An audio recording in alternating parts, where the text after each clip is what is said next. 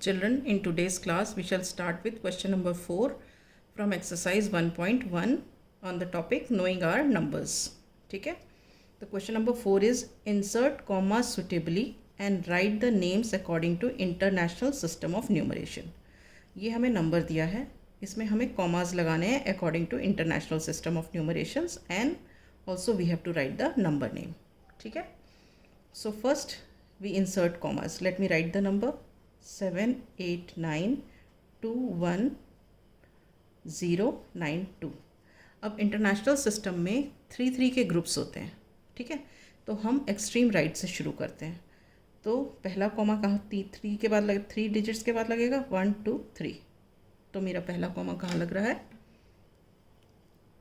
यहाँ लग रहा है. ठीक है, फिर 3 डिजिट्स 1 2 3 ये. ठीक है, कॉमास लग गए. अब हम इनका जो नंबर नेम लिखते हैं that we write according to the periods. ये कौन सा पीरियड है हमारा, वंस का पीरियड है. ये कौन सा पीरियड है हमारा, ये थाउजेंड्स का पीरियड है. ये कौन सा पीरियड है हमारा, ये मिलियंस का पीरियड है. तो हम इसको कैसे बोलेंगे, 78,921,092. ठीक, तो अब इसको हम लिख देते हैं 78,921,092. Is this okay? Now we come to the second question, second part of this question. Commas लगाते हैं from the right side after 3 digits here, next 3 digits here. ठीक है, ये वाला वंस का पीरियड है, ये वाला थाउजेंड्स का पीरियड है और ये वाला मिलियंस का पीरियड है. तो नंबर नेम लिख देते हैं. कैसे लिखेंगे, 7,452,283. राइट, तो हम यहाँ लिख देते हैं 7,452,283.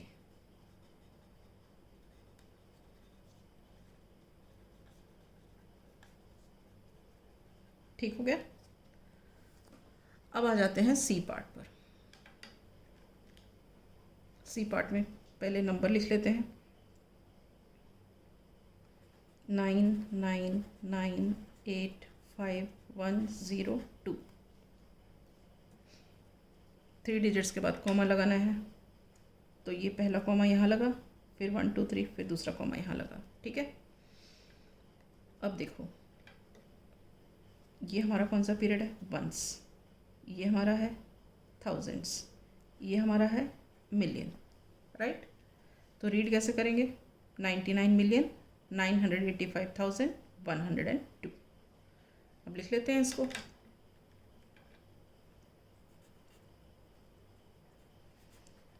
$99,985,000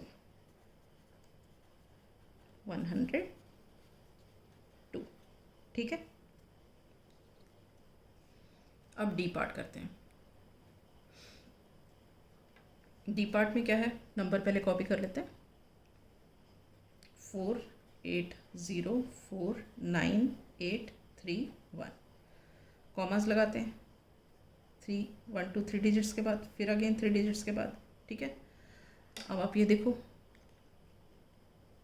ये वंस का पीरियड है, ये थाउजेंड्स का पीरियड है और ये मिलियंस का पीरियड है.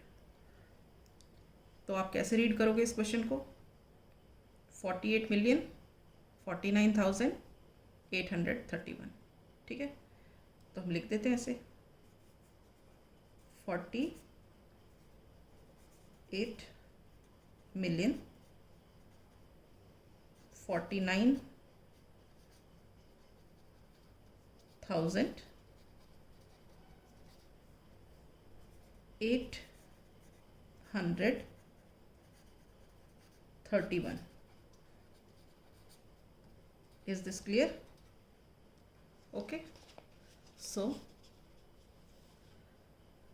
this completes this question. Now I will start with the next question. Okay, next question is try these on page 12. अब ये देखो, ये क्वेश्चन है, question number 1, how many centimeters make a kilometer. तो इसके लिए क्या है बेटा, आपको मेट्रिक सिस्टम आना बहुत अच्छे से ज़रूरी है, ठीक है। तो अब मेट्रिक सिस्टम मतलब जैसे कि kilometer, hectometer, decameter, meter, decimeter, centimeter, millimeter, कई बच्चों को इसको याद करने में दिक्कत होती है। तो हम इसको कैसे याद करते हैं, हम ऐसे याद करते हैं हिंदी में। कहाँ है दिल्ली में दिल्ली क्लॉथ मिल। ये तो सारे बच्चों को याद रहेगा, कहाँ है दिल्ली में दिल्ली क्लॉथ मिल, ठीक है।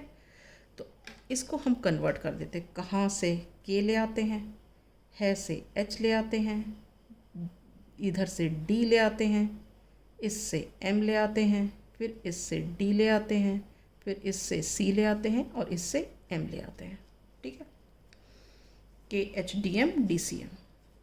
तो अगर हमें जब मीटर्स में करना होता है तो हम इसको बना लेते हैं किलोमीटर, हेक्टोमीटर, डेकामीटर, ये बीच वाला है मीटर, डेसीमीटर, सेंटीमीटर और मिलीमीटर, ठीक है। अब जब हम, ये हमारे बीच में है, ठीक है, जब भी हम इधर से इधर जाएंगे हर बार हम मल्टीप्लाई बाय 10 करेंगे। मतलब कैसे, 1 kilometer is 10 hectometer, 1 kilometer is 100 decameter, 1 kilometer is 1000 meter. Basically क्या हुआ, यहाँ से तुमने यहाँ जंप मारा 10, फिर यहाँ से जंप मारा, फिर मल्टीप्लाई बाय 10, फिर यहाँ से जंप मारा, फिर मल्टीप्लाई बाय 10, ठीक है। ये प्रोसेस रहता है। उसी तरह यहाँ भी होता है, यहाँ से यहाँ गए, अगर मान लो मीटर से इधर गए, 1 meter is 10 decimeter, 1 meter is 100 centimeter, 1 meter is 1000 millimeter, ठीक है। मतलब हर बार जब हम जंप लेंगे तो हर बार भी मल्टीप्लाई बाय 10। और अगर उल्टा जाते हैं ऐसे तो every time we divide by 10, ठीक है। तो अभी हमें क्या पूछा है कि how many centimeters make a kilometer, how many centimeters make a kilometer, 1 kilometer में कितने सेंटीमीटर्स होते हैं। तो अगर मैं यहाँ पे 1 किलोमीटर में ये लगा दिया तो सेंटीमीटर तक पहुँच जाते हैं, कहाँ पे, ये 0 लगाते जाओ, मल्टीप्लाई बाय 10, फिर मल्टीप्लाई बाय, फिर एक और बार 10 मल्टीप्लाई किया तो 100 हो गया, फिर एक और बार 10 से मल्टीप्लाई किया तो 1000 हो गया, फिर एक और बार 10 से मल्टीप्लाई किया तो 10,000 हो गया, फिर एक और बार 10 से मल्टीप्लाई किया तो लाख हो गया, ठीक है। तो क्या हुआ, 1 किलोमीटर इज इक्वल टू कितने सेंटीमीटर हो गए, सेंटीमीटर तक पहुंच गए ना हम। तो क्या हो गया, 1 kilometer is equal to 1 lakh centimeter. ये 5 zeros और 1, तो हम इसको ऐसे लिखेंगे 1 kilometer is equal to 1 lakh centimeter. Clear है। अब हम नेक्स्ट क्वेश्चन पे आते हैं। नेक्स्ट क्वेश्चन क्या है, how many milligrams make 1 kilogram, 1 kilogram में कितने मिलीग्राम होते हैं। हम यही वाला टेबल बना लेते हैं, KHDM DCM। तो मैं यहाँ पे लिख देती हूँ पहले KHDM DCM, ठीक है।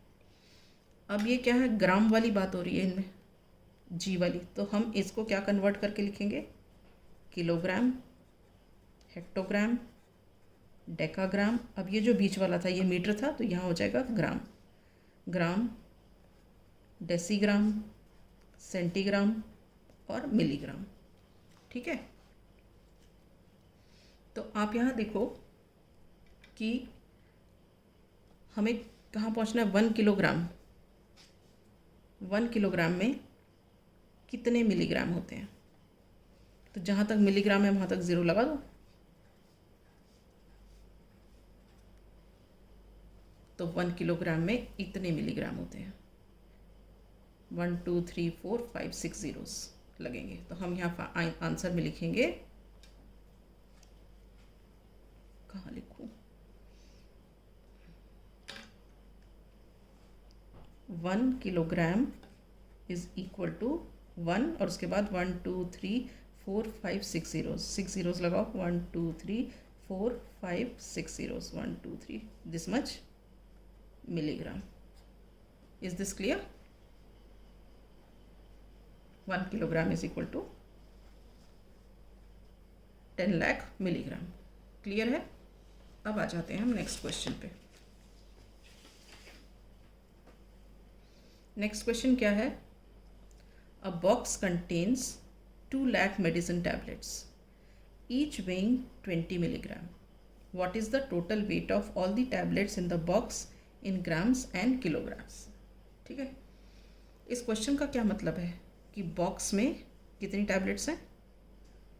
2 लाख मेडिसिन टैबलेट्स हैं, ईच वेइंग 20 मिलीग्राम, मतलब एक टैबलेट का वेट है 20 मिलीग्राम, राइट? तो हमें ये निकालना है कि 2 लाख टैबलेट्स का वेट कितना होगा, और वो हमें निकालना है ग्राम्स में और किलोग्राम्स में। ठीक है, तो हम यहाँ शुरू करते हैं। Weight of 1 tablet, weight of 1 tablet is how much? 20 milligram. तो वेट ऑफ 2 लाख टैबलेट्स कितना होगा?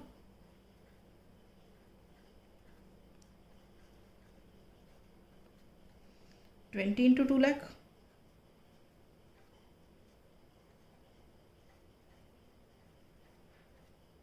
मिलीग्राम्स। ठीक है, तो ये क्या हो गया? 2 2 ज़ा 4 और कितने ज़ीरोस हैं? 1 2 3 4 5 और ये वाला ज़ीरो 6। 1 2 3 4 5 6, इतने मिलीग्राम्स, राइट? अब इन्होंने पूछा है कि ये तो हमने वेट निकाल लिया 2 लाख टैबलेट्स का, अब इसको हमें कन्वर्ट करना है in grams. So in grams weight of tablets, this is equal to, अब ये देखो, पहले मैं ये लिख लूँगी 6 ज़ीरोस।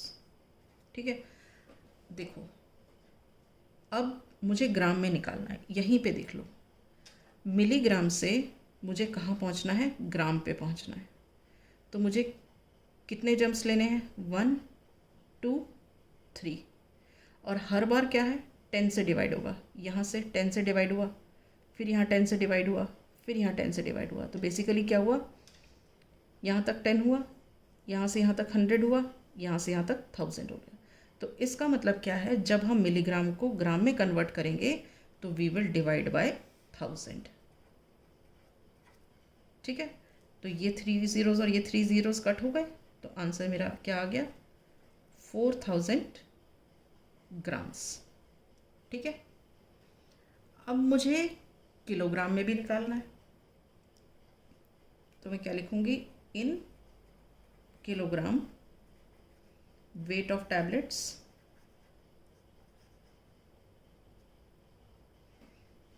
मैंने ये लिखा 4 और उसके बाद 6 ज़ीरोस, 1 2 3 4 5 6। ठीक है, अब ये देखो, मुझे मिलीग्राम से मुझे किलोग्राम तक जाना है। इस तरफ जाएंगे, इस तरफ जाते हैं तो डिवाइड होता है, इस तरफ आते हैं तो मल्टीप्लाई होता है। अब उल्टा जा रहे हैं, 1 2 3 4 5 6। तो यहाँ से यहाँ तक 10, 100, 1000, 10,000, लाख, 10 लाख। तो इसका मतलब मैं क्या करूँगी, इसको 10 लाख से डिवाइड करूँगी। Ones, tens, hundreds, 1000, 10,000, lakh, ones, tens, hundreds, 1000, ones, tens, hundreds, 1000, 10,000, lakh, और ये 10 लाख। 10 लाख से डिवाइड करो, 6 ज़ीरोज़ हैं, ये 6 ज़ीरोज़ और ये 6 ज़ीरोज़ कट गए, तो तुम्हारे पास क्या बचा, 4 kilogram. Is this clear? So with this I end up my class today. In the next class we shall start with the next topic.